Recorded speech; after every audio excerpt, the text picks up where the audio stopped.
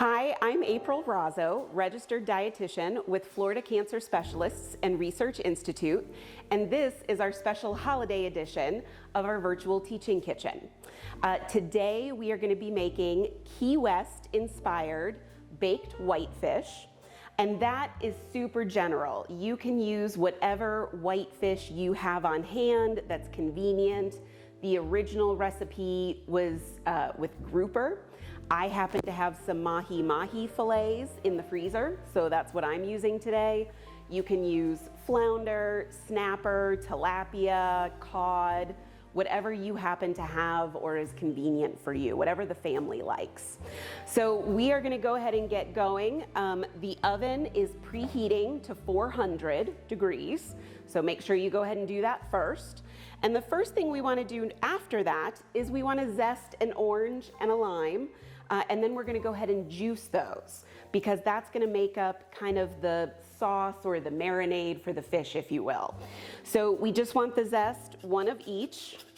And the nice thing about this is no fruit gets left behind here today. We're not gonna have leftovers because once we're done zesting, we're gonna use this same piece of fruit for the fresh juice that goes in the recipe. So it's not like you're gonna have an unskinned lime hanging out in the fridge trying to figure out what to do with it. And I can already smell that citrus. The original recipe did not use the zest. They just used juice and slices of the fruit to top the fish. And I found that adding the zest adds more flavor. It adds a little pop of flavor, that bright citrusy note that we're looking for, because whitefish can be very bland. It doesn't have a strong flavor of its own, so we want to bring that in from the fruit. All right, so we've got our lime zested. We're going to do the same with our orange. A lot of people ask me about fish, if it's safe to eat, how often can they eat it because of the mercury content concerns. So you can go online. It's very easy to find online. I went to Natural Resources Defense Council, nrdc.org. They have a really nice chart of low mercury content, moderate mercury content, and high mercury content fish. So the lowest in mercury content are things like haddock, flounder, tilapia, salmon. Moderate, medium content would be your mahi-mahi that I'm using today. So even with that, you can still have it up to 6 times per month. It's still safe to have it up to 6 servings per month. Higher mercury fish are gonna be the grouper that was in the original recipe, and that you wanna limit to no more than 3 times per month if you're eating it on a regular basis. So we're using mahi today. You could use flounder and not have to worry about it, or tilapia. So now we're just gonna juice these. If you're not juicing fresh, if you just have some lime juice and orange juice in the fridge, we're looking for about a 1/4 cup of each to go into this dish, okay?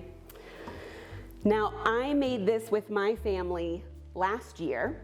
So for our holiday meal, we do something called the Feast of the 7 Fishes, which is an Italian tradition for the holidays.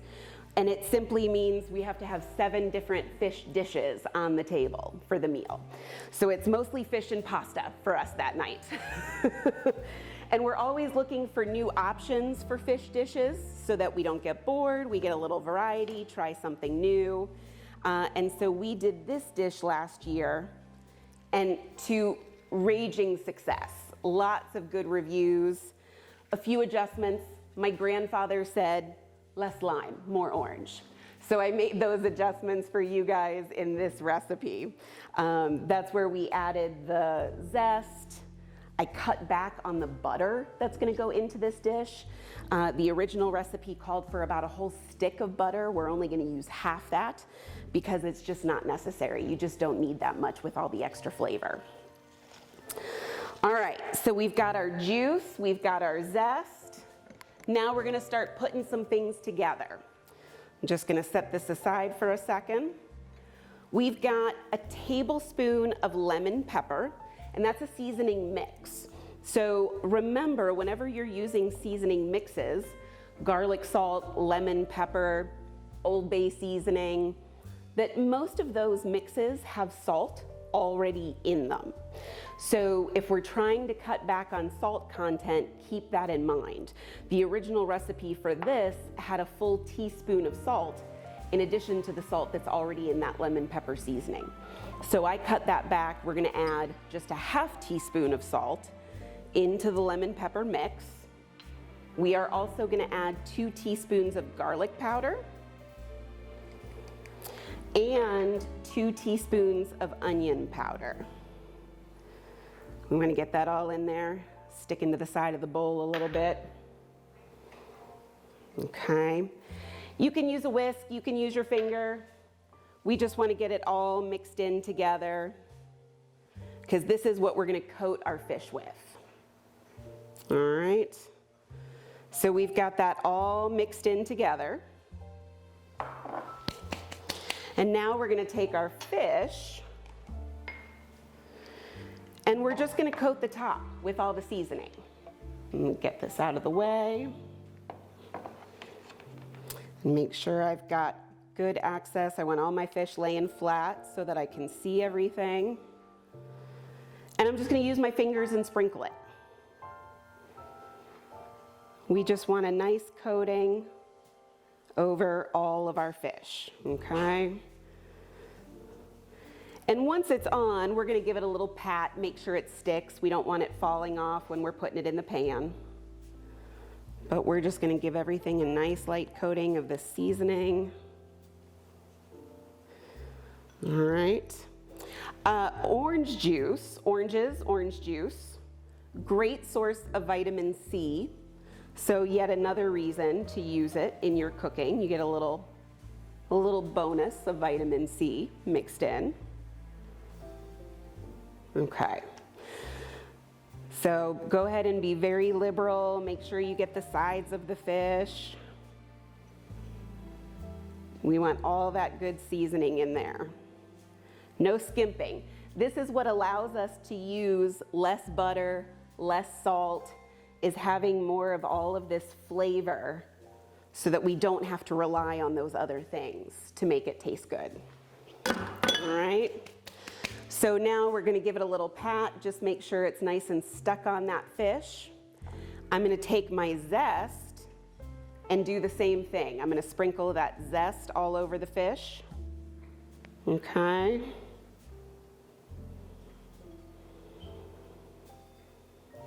And you could do, you could add this into your seasoning mix, so you could mix it in with the lemon pepper.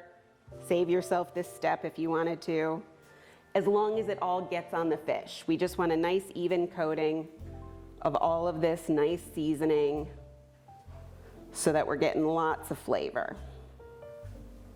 Okay, there you go. So now I'm gonna give my hands a quick wash. I'm gonna grab our baking dish. You can use a nice glass baking dish. It'll make things very pretty when you serve. I've got just a regular 9x13 baking pan, a teaspoon of oil, no more. You could even use less if you wanted to, depending on how big your dish is. We really just want enough olive oil to coat the pan because the butter that we're gonna put on the fish is gonna help flavor it, it's gonna help keep it from sticking, so we really don't need to overdo the oil here. I'm not even using the whole teaspoon. I might use the whole teaspoon by the time I'm done, but I've got a little pastry brush, little silicone pastry brush, and again, I'm just using enough to get that pan coated so that the fish doesn't stick afterwards, okay? So we'll get rid of that. So now I'm just gonna take the fish, I'm gonna lay it out in my baking pan.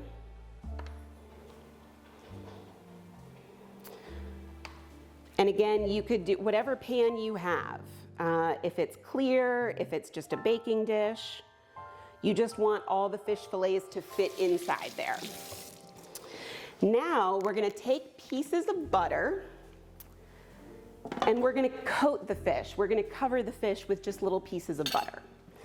So you can take, it's 4 tablespoons of butter, and I'm just gonna start slicing them into little thin pieces and lay them on the top of my fish here. And this is, you know, the butter is gonna melt as it's in the oven. And this is gonna help flavor the fish. It's gonna keep it from drying out. It'll be juicy, but with way less of the fat than what the original recipe called for. Okay. It is okay if your butter does not completely cover every square inch of the fish. That is not necessary. The butter is gonna melt, it's gonna spread, it will do its job. You really don't need more than this. And frankly, it would be fine for you to use less than this. We just wanna make sure it has some really nice flavor, that it's moist, it doesn't dry out. That's the other thing that this is gonna help do for us, is to keep it moist while it cooks. Put that on there. That, okay. We'll do a couple small little pieces. So I'm not even gonna use the whole 4 tablespoons. If your fish fillets are a little bit bigger, then you may end up needing to use the full 4 tablespoons, which is fine. I'm just making sure that we've got enough on there. So we've got plenty. There is plenty of butter on this fish. I've probably got another tablespoon that I didn't use, so I ended up using about 3 tablespoons, okay? Now, we're gonna take all of that fresh juice and pour it in with the fish, okay? You don't wanna pour directly on the fish, kind of pour it around, because if you pour too much directly on the fish, it's gonna rinse off all of that herb mix. So we really just want it in the pan so that the fish can cook in those juices and absorb some of that flavor. All right, so now it's ready to go. That's it, that's all we have to do. I'm gonna put it in the oven. It's gonna bake at 400 uncovered for about 12 to 15 minutes. Slide that right in the oven. Okay.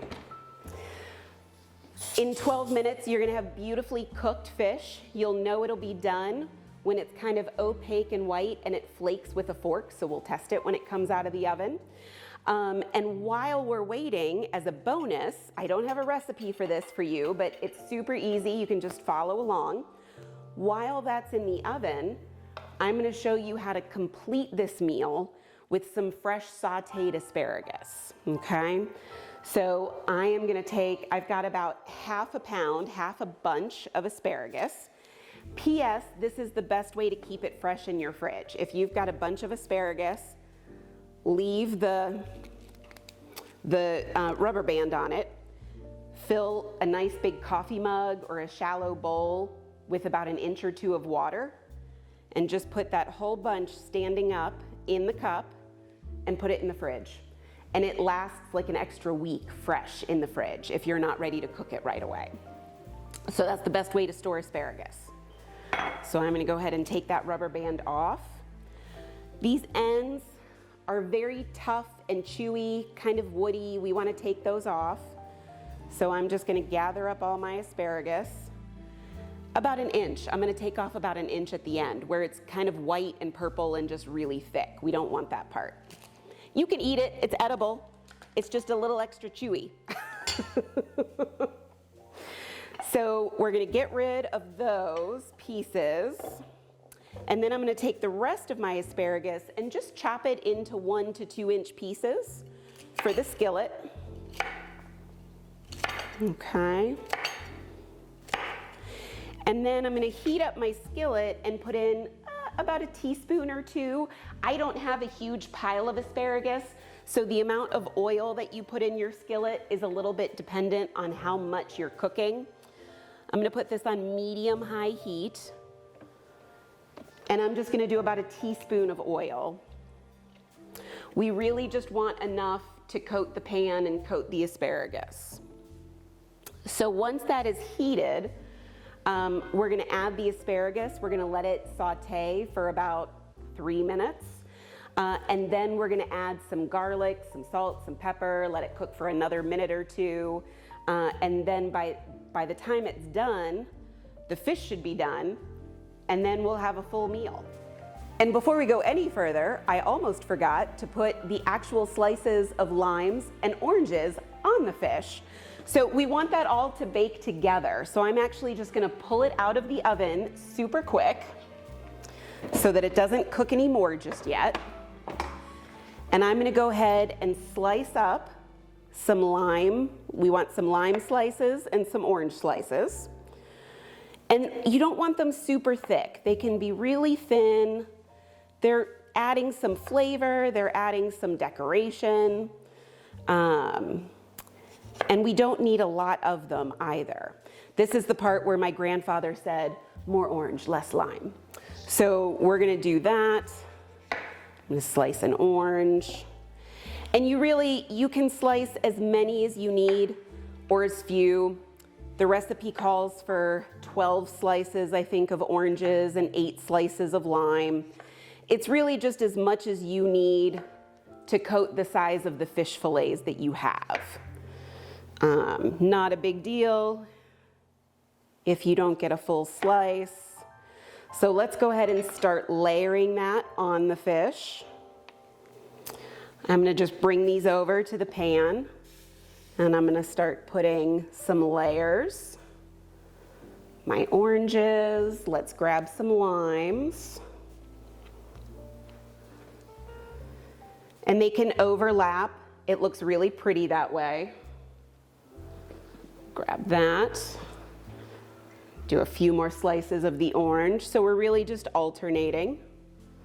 Okay. Grab another orange. We just need a couple more slices. So for this, my fillets are a little bit on the small side.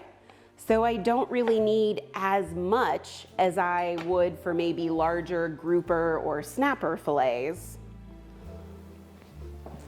And we're gonna cut a few more slices of the lime.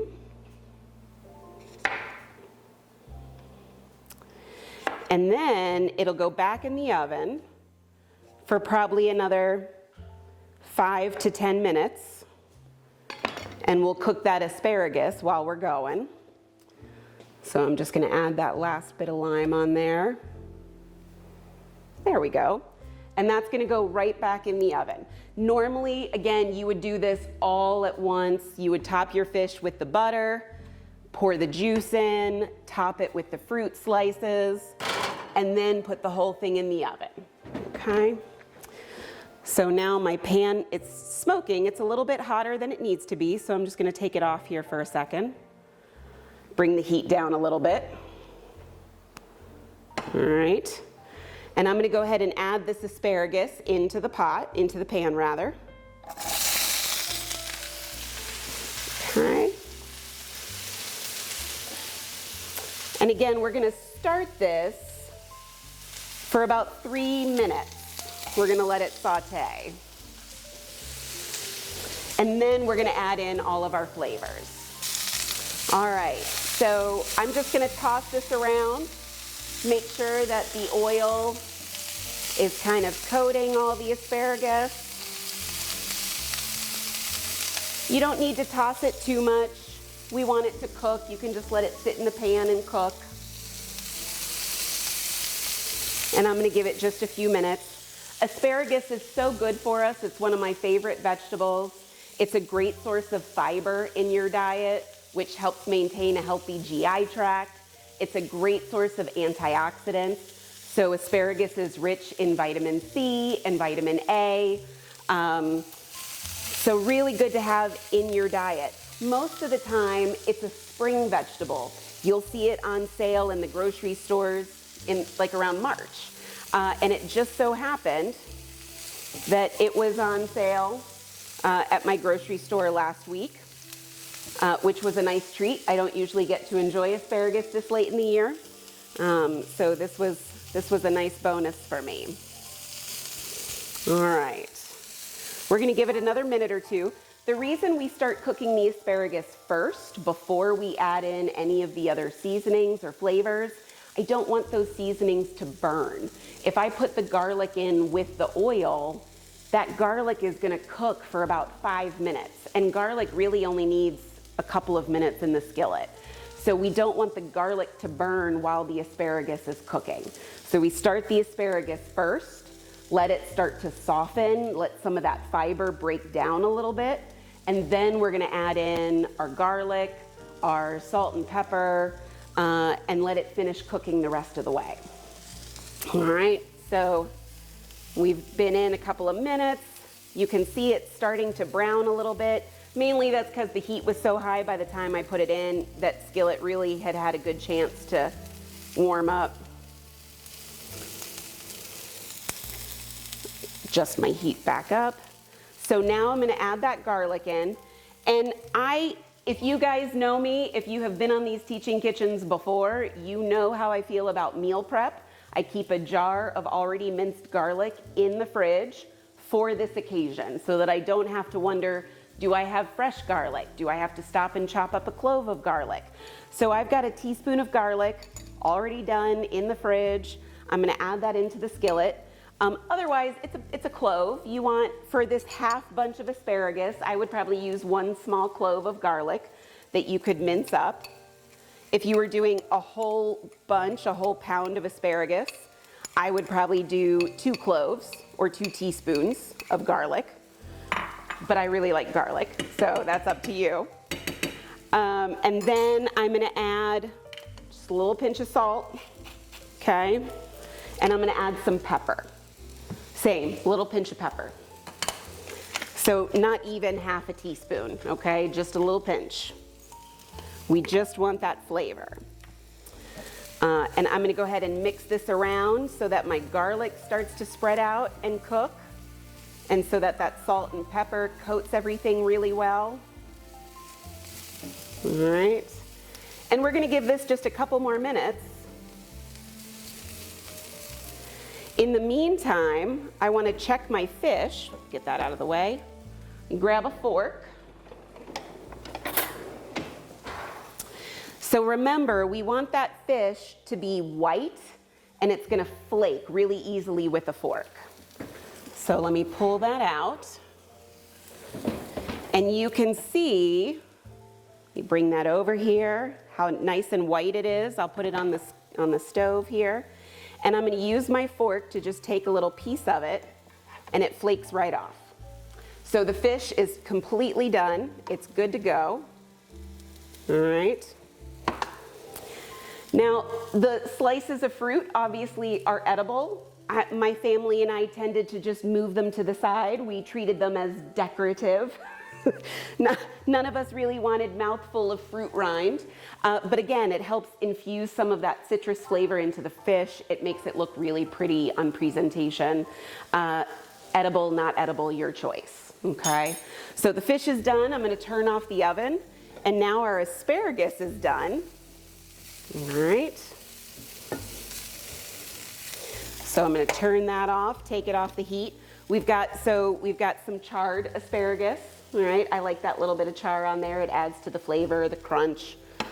So we'll pull that off the heat, and I'm gonna grab a plate. Okay, so this would be 4 servings. 1 fish fillet, and the asparagus is not 4 servings. The asparagus is probably 2 servings. That's about how much I made.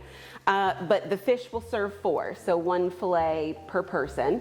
If you've got other things on the table, maybe you've got some rice or potatoes, a big salad, maybe it serves 6 or 8. Maybe you break those fillets in half. And so then the serving of fish is a little bit smaller because you're adding other things to the table.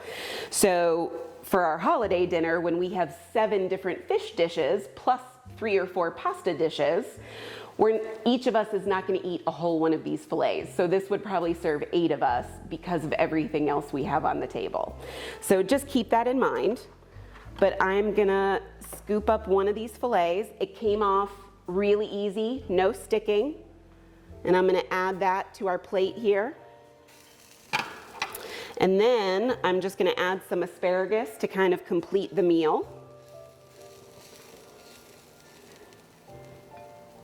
All right, and there you go, lunch is served. So thank you so much for joining us for the holiday edition. We will be back in January with Lunch and Learn, and then we'll start our teaching kitchens again in February. Thank you so much, everybody.